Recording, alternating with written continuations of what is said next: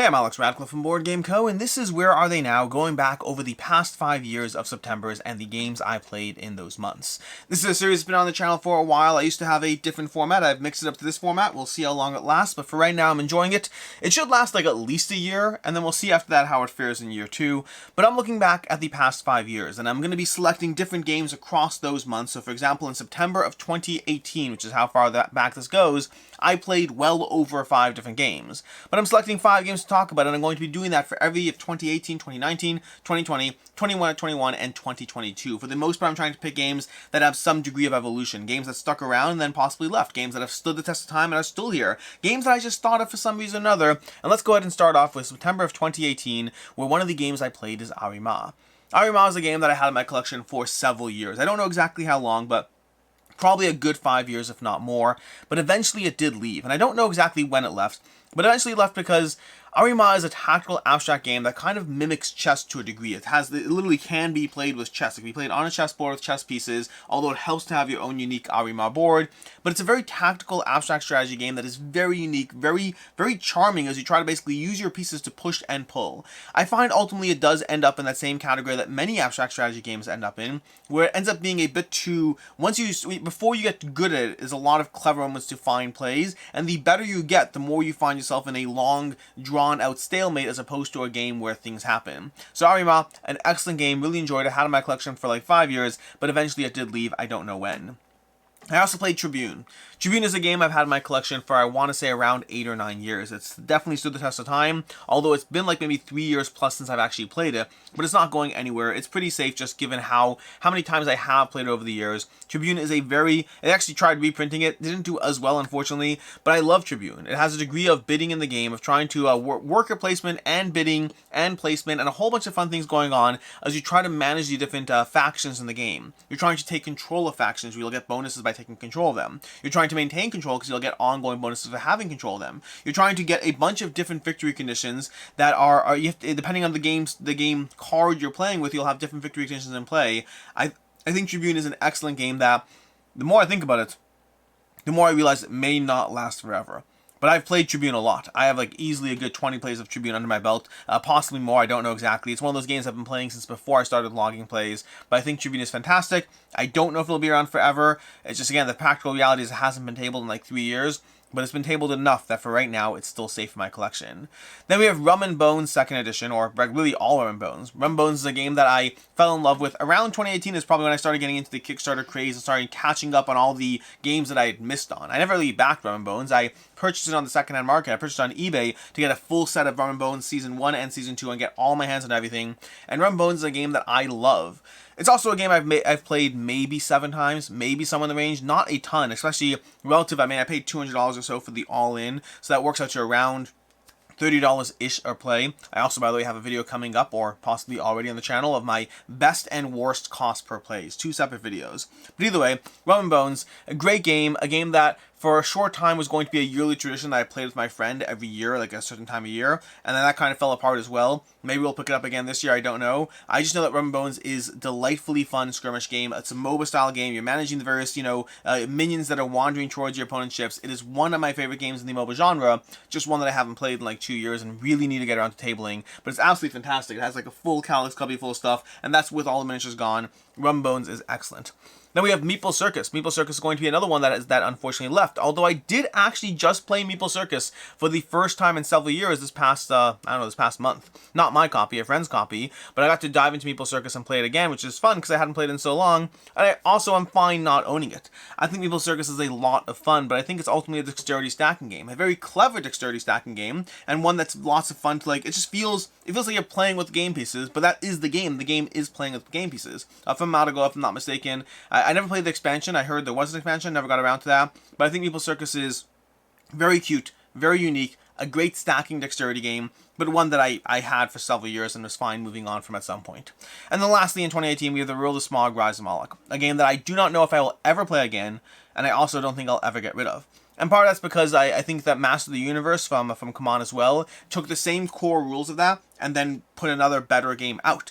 And so I don't know if I'll play the World of Smog because I think the Master of the Universe does that same system better in a single shot game instead of having to play 6 games at a time to play it. And so I just think it's a better system. But I have such fond memories of the World of Smog versus Moloch. I have such fond memories of playing through that, of enjoying that system, that I just have a hard time. I have a hard time letting it go. I don't think I ever will let that game go. I could be wrong, but I may never play it again, but I don't think I'm getting rid of it either. In 2019, we have Everdell. I played Everdell for the first time, I want to say, in 2019. I think, in general, I try to pick a lot of games that I played for the first time of that month, but not always. But in Everdell, I played in 2019. September 2019, I played it. Loved the game.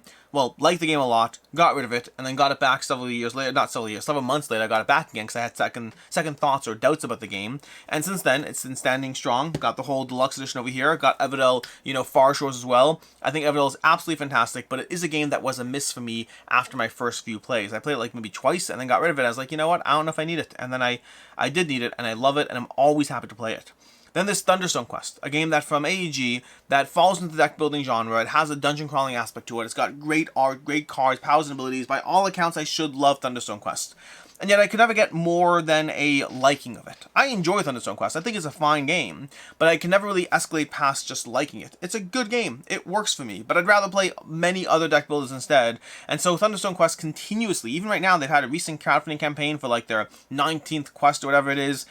I want to like that game, and I'm also kind of relieved that I don't because there's so much content for it that I don't need to like it. I already have who knows how much Dominion stuff in my collection. I don't need to try to chase Thunderstone Quest down, but I kind of want to like Thunderstone Quest more because it's a fun looking system. Either way, that's Thunderstone Quest. Then we have Village Attacks from 2019 as well. I played Village Attacks for the first time here. Again, I've been getting into the miniature craze, so I was getting into Zombicides and all those things, and so I played Village Attacks, wondering where would it stand up compared to Zombicide for me. And it is a different game, but it definitely has a degree of commonality. It's more of a tower defense than a dungeon crawler, but it certainly has a commonality in the theme and in some of the core actions you'll be taking and managing as you try to deal with the various, the villagers who are trying to kill you as the monsters. I liked the game. I thought it was fun. Ultimately, it didn't work for me enough to compare and contrast with Zombicide, and so it's a game that I both enjoyed and also moved on from. Speaking of which, the last one in 2019 is another game since September 2019, is another game that I also got rid of over time, another Zombicide adjacent one, and that's Besieged. Besieged from CMON is a game that I loved and held on to for a long time. I think Besieged is excellent. I think it's got great miniatures, it's got powers and abilities. It does need some degree of house ruling compared to the original rules, but I happily implemented those and enjoyed the game so much. And I had a hard time getting rid of it, but I eventually, like 4 years later, maybe 3 years later, I got rid of it, but it took me a long time to be willing to get rid of it. I think Besieged is a lot of fun. I think it's very well done. It's very good. It's just, the problem is I have too many games in that genre. And between, Master of Darkness and Master of the Universe and Zombicide and Cthulhu Death May Die, I think Besieged is a great game that just ultimately falls, not second fiddle so much as 17th fiddle in a whole bunch of fiddles that I really enjoy, including Besieged. In September of 2020, I have another 5 games to talk about, starting off with another miniature heavy one, which is sort of, not really miniature heavy one, Quodd Heroes. Quodd Heroes, the second edition over here, this is the prototype second edition, I'm waiting for the final copy of this one, but Quodd Heroes is one of the most unique games I have in my collection, and it's a game that I refuse to get rid of, but it is a little harder to table. The second edition does seek to make that easier, but it's just such a fun little racing, challenge, puzzly experience that it takes a little bit to mentally wrap your head around it at first, but once you're into it, it's not that complex of a game. You're gathering an item, you're gathering a little companion, you're wandering around, landing on various spots, trying to rotate your quad in different ways, trying to program them and set them up for the right movements and jumps and hops and skips as they try to power up and move around the board. Really clever system. I'm looking forward to the solo play very heavily in this one. I think this is a game that for me will benefit from like playing it 4 times in a row solo so that I can dive into it, multiplayer without having to refresh myself on the rules every time. But Quodd Heroes is a delightful experience, very unique, very charming, and a game that I frequently wonder if I should get rid of because I don't table it all that often. But every time I play it, I'm like, dear Lord, this is why I enjoy the game so much. It's just a fun time. Then we have Dale of Merchants that I played in September of 2020 as well. Dale of Merchants from... not Lands of Galzier. What's the name of the company? Snowbright Studios? Maybe? I don't remember. Why am I blanking on it? It's Lands of Galzier from Snowdale design. Snowdale design, but Dale of Merchants. It's a deck builder. It's a charming little deck builder trying to build out various stalls. I fell in love with the game at first and wanted the set. I had the set 1, set 2. I was trying to hunt down the complete edition of it. And I think it's a really good game, but it has a big flaw that eventually held it back for me. Eventually, I got rid of it from my collection because of this one flaw, but I had it for several years because I think it's so charming and so much fun. The one flaw I have in the game is that I find that buying cards is way too easy. It almost doesn't feel like a challenge to get your hands on new cards. Contrasted with a game like Dominion, getting that 6-cost card can sometimes be a challenge to work your way up to there. And even more so if it's a 7-cost and 8-cost, it can really be a lot of work to try to get those cards into your hand. And Dale of Merchants didn't feel like that much work. The way the economy is set up, you can buy a card and then kind of use it to buy a card. Like, cards are their power, which it doesn't work as well. It means you immediately escalate and scale. So the rest of the game has powers and abilities and a lot of fun, and I like mixing up the various merchant decks, but it kind of felt like the card economy wasn't balanced in the way that I want. I mean, speaking of which, Snowdale Design, they recently redid, what's it called? They redid the Peacemakers one. Peacemakers, Dawn of War, whatever it is, Rise of Peacemakers. They redid that game based on learning more as a studio, learning more as a design company, and if they ever do that with Dale of Merchants, I likely will be there. I thought the game was very, very well done, and I don't know if my critique is commonly held. It could just be just me, I don't know. I think the game is charming, I think it's delightful, I love the factions. I just hate the card economy of the game to the point that eventually, after being in my collection for several years, it did eventually leave. Then there's the Oracle of Delphi from Stefan Feld, a game that I've had for quite some time, a game I actually had way, way back, and then I kind of got rid of it, and then during the pandemic, I started playing it online on Yucata.de with my friends, and because of that, I got back into, I got the game back physically as well to be able to play it physically. I really enjoy the game. I think it's phenomenal. It does not hit the table as often as Castle of Burgundy or Bruges or other games in Stefan Feld's library, but it's still a game that is absolutely amazing and very unique in Stefan Feld's approach to game design. Although I did hear that apparently he's coming out with a 4X design, which is very unique from Stefan Feld, so I'm going to be keeping my eyes peeled for that. But the Oracle of Delphi, really enjoy that one. Highly recommend picking that up if you have a chance, or trying it online if you have a chance. I think it's one of Stefan Feld's more interesting designs, and very, very well executed. It's a pick up and deliver game. That's what it is. It's a pick up and deliver Stefan Feld game, but it works and it feels right. It feels like his game while being charming and different at the same time.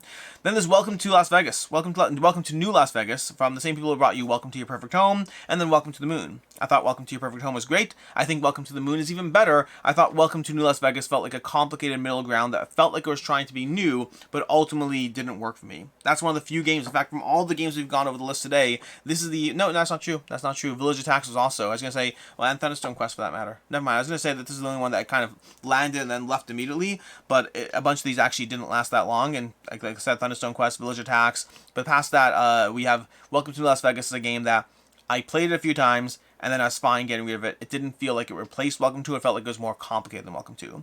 And then in September 2020, for the first time, I played Machina Arcana, and I love that game. That was a game that was not on my radar at all. I had barely even heard of the game, and I had some other middleman reach out who was like connecting content creators and companies, and they're like, hey, I think you'd be great to cover this game. And I was like, sure. So, let's network me with them, whatever, let's talk. And they sent me a copy to cover for the upcoming Kickstarter campaign, and I fell in love with the game. It's such an excellent dungeon crawler. It's one of my favorite dungeon crawlers, although the designer does insist that it's not a dungeon crawler, so who knows. But I think Machina Arcana is delightful and charming and very unique, and it's got such personality behind the creators and the company and the game itself, and it's so tense as far as a dungeon crawler goes. You are constantly running from enemies, trying to survive, while you desperately manage to use your equipment or gear or items to try to stay one step ahead of them. It feels clever, it feels so powerful to level up, it's got a nice steampunk Cthulhu vibe going on for it. I really enjoy Machina Arcana, and I highly recommend if you are interested in dungeon crawlers or steampunk or Cthulhu-esque games. I think it's a game that is worth checking out. It is very, very well done. In September of 2021, we played Furnace, or I played Furnace. There's no we here right now, but I played Furnace, and Furnace is from Arcane Wonders, and I still like Furnace to this day. I need to pick up the expansion at some point and give that one a shot, but the Furnace, I think, is a delightful bidding game that plays in around 35-40 minutes. It gives you a nice engine building and bidding, a bunch of things working well in a very tight, short Euro game. Very accessible, very easy to play, very just delightfully charming, and I mean, the biggest thing about it is that it gives you a very meaty experience in around 40 minutes. For me, the big thing, I am curious about the expansion. I said when I reviewed it back then that I kind of want an expansion for the game, and that's true. I do want an expansion for the game, but it's good enough that it still managed to stand still even to this day, which is, I mean, 2 years later. It's not a ton of time later, but 2 years later is definitely no small feat if you watch my collection and the turnover that I have. It's, yeah, it's not bad at all. Then further in September 2021, I played Aquatica. I don't know if this is for the first time or not, but I love the Aquatica. Aquatica is a game that I don't play it enough right now because, again, all the games floating around at any given point, but Aquatica is a game system that I adore. It's over here. I'm looking up at the shelf. It's over here. But Aquatica, it's an amazing game. I think the expansion's even better. It's another game from Arcane Wonder, so I guess I did probably play it at the same time. I'm guessing. Maybe. I don't know.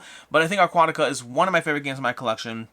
It's so smooth. It's got such good card play and tableau building. It plays doesn't outlast its welcome. Playing in around 45 minutes. It's all about slotting these cards up on different tracks. Very rewarding. All about building out your hand. So you're acquiring various characters who will improve the actions you take until eventually you pull them back from your hand to rinse and repeat. Again, I think the expansion is definitely very, very solid. Although I'll play it with the base game as well. I just think the expansion is cleaner and even better. But it's such a great game. Very highly recommend Aquatica from Arcane Wonders and from Cosmodrome. And then later in September, we also played Ginkgopolis. Ginkgopolis is, again with the Wii over here, Ginkgopolis is a great game that I played a long time before September 2021, and then I played it in September 2021. I actually played it recently, like, I don't know, a month ago or so, but it's a very unique game. Very unique game from Pearl Games, if I'm not mistaken, but Ginkgopolis has you building out a city as you gather cards into your hand, as you build on top of things that give you more cards. It's a very charming, very different area control game. It is all about the area control. My biggest critique is the two-player experience is not nearly as satisfying, but once you get 3 players to the table, it is a delightfully charming game as you build your city out and up and try to get your cubes onto the city to score as many points as possible while trying to build your card engine to work well. It's a great game that I don't play a ton, but I do play it consistently, and it's still sticking around for right now. I did get rid of it at one point, but I got it back, and I still have to play the expansion. I've never played the expansion. I have the expansion, but I've never played that. Then later in September, we had playing Kokopelli. Kokopelli from Stefan Feld. That's another one that kind of lasted for a bit and eventually left. I think I had Kokopelli for maybe a year before it left my collection, but it's another Stefan Feld game, and like many Stefan Feld games, I like Stefan Feld as a designer. I like his games, and I enjoyed it, and Kokopelli is no exception. It felt very different than some of his other games, from Queen Games and Stefan Feld, but not part of the City Collection, but I really enjoyed Kokopelli. I thought it was very clever as far as the way different card pools tied together, and so the combinations of cards in play would give you a slightly different experience of things to vie over. Really liked it. Ultimately, it didn't stand the test of time. You know, fast forward a year, and when I'm trying to pick games to cull, Kokopelli was one that I got rid of and don't have the same sad thoughts I would if I got rid of, you know, in the Oracle of Delphi. So, Kokopelli, great game. I do recommend it. I think it's excellent, but also if you miss on it, it's not the end of the world. Then lastly, in September 2021, I'm going to talk about a game that doesn't actually exist, and that's going to be Myth and Goal. Blacklist Games had a Kickstarter for Myth and Goal. It was their last Kickstarter before they kind of, I guess, semi-folded, but not really folded. I don't really know what's going on with Blacklist Games at this point, but Myth and Goal is one that I hope was picked up by somebody. I know a variety of companies have picked up different games from Blacklist Games, but I hope someone got their hands on Myth and Goal because I had a chance to play that as a prototype, and I really enjoyed what I got to see. Now, really enjoyed it as a caveat, take it with a grain of salt. Like, instinctively, I'd say it's probably a 4 to 5 for me, but it's based on, you know, 2 plays of the game, so not a lot under my belt. But Myth and Goal, it was a sports-themed, you know, battling game. Think like Blood Bowl or that style of game, or Blood Bowl Team Manager. I think on any of those games that have you throwing a ball around while trying to smash people's faces into the ground. But I thought it was well done. I thought it was very clean and very streamlined and felt like a good system. So I really enjoyed what I got to see of the game. Keep in mind, first impressions do not a final review make, but overall, from what I did see of the system, I really liked it, and I would love to see that actually get funded by some creator in some way, shape, or form. I was very much looking forward to Myth and Goal. Which brings us to September of 2022. Looking back on last year's games that I played, at this point, if you've been following the channel for, you know, a year, you'll have started to see some of these games already. And that's going to start with Lacrimosa from Devere Games. An excellent game. I really enjoyed this. I think it's one of those Euro games that really gives you a bunch of cascading effects that chain together very smoothly, very elegantly, and I really enjoy Lacrimosa, and I highly recommend it. This is why Devere Games in general have been producing tons of excellent games, and Lacrimosa is just one of many in that category. We also have Marvel Dice Throne played last year, and Marvel Dice Throne is a notable one because they currently have Marvel X-Men that was announced now instead, so we have the next sequence or the next series of Marvel coming out, although obviously fast forward another year before we actually get to see it, so it's going to be like a 2-year gap between Marvel Dice Throne and Marvel X-Men and whatnot. But I like Marvel Dice Throne. I like Dice Throne in general. I just don't need, you know, the amount of characters that there are in the game. I don't play it nearly enough to be worth that, but I do play it and I do enjoy it, so it's a good system, just one that I'm not getting as much use out of as I would ideally like for the amount of space it takes up on the shelf. But I am curious because the new system does have new cooperative modes and new ways to play, and I'm curious to see how that will affect my opinion of Dice Throne or the characters, all that. I might just try to cut down my character count on Dice Throne. Maybe I try to cut down some of the characters and have fewer characters. Maybe that will work. I don't know. We'll see. But Dice Throne, a great game, played in September 2022, and still here. At one point, I got rid of it from my collection, but it came back because it is a very accessible, easy to play game that's just a good time for 2 players. It just, I don't play it enough relative to the amount of cubby size it takes up, although the truth is, there's a few games that probably hit that category. And then later, September 2022, I played Letters from Whitechapel, which stuck around for maybe 7-8 months before I got rid of it, although with a caveat. I like Letters from Whitechapel. The biggest problem I have with it is I also like Beast, and I also like my mind management, and I don't have that much time for any one genre of games. I got rid of Sniper Elite because Sniper Elite was great, but it wasn't Beast and it wasn't mind management, and I think Letters from Whitechapel actually I probably would keep over Sniper Elite because it's simpler, it's more to the point, it's very clean as far as this hidden movement style of game goes. The reason I was able to justify getting rid of it is that I know I have friends who have the game, and if I play it, I'll probably play with them, so it's in a game that's still in rotation in the general collection, but it is definitely less fun than Beast or Mind Management to me, while still being very, very, very fun and engaging in its own separate way. Then later, September 2022, we had Wonderland's War. I played Wonderland's War, really enjoy Wonderland's War. I think it's fantastic, and it's still around for right now. Although for right now is still a statement I say about Wonderland's War, because I think Wonderland's War is very clever, and I think it's an incredibly fun experience. My biggest complaint is that it is too long for the experience it gives, unless you're playing with players who know the game, which means instinctively, I find myself very reluctant to teach new players Wonderland's War, because I know if I teach new players, I'm signing up for a 4-hour game night. If I play with the 2 people in my group who know how to play it, then I'm playing a hour and a half, maybe 2-hour long game night. And so it falls into a weird space for me where I both really like it and want to kind of circulate it more to get it to the table, but I'm also unsure what will happen to it over time. For right now, Wonderland's War is still around, but long term, I don't know. Long term, we'll see what happens. And lastly, in September 2022, I played Twilight Inscription, which is still here for right now. Twilight Inscription is a great game. It's a good roll-and-write game, but it doesn't compete with Hadrian's Wall for the pure elegance and simplicity and complexity of a system. I said simplicity, but I meant complexity. The complexity of a system and the way it integrates together, all of that, I think Hadrian's Wall is absolutely incredible. But I think Twilight Inscription does have a lot going for it. The variableness of the boards, the fun of checking off so many boxes, the orange markers, which are actually kind of annoying. There's a lot of fun things going on in Twilight Inscription, and it still has a place in my collection. I don't know if it will forever. It's one of those games that I can definitely see it moving on from my collection depending on how things go over time, but for right now, Twilight Inscription is still here and still doing well.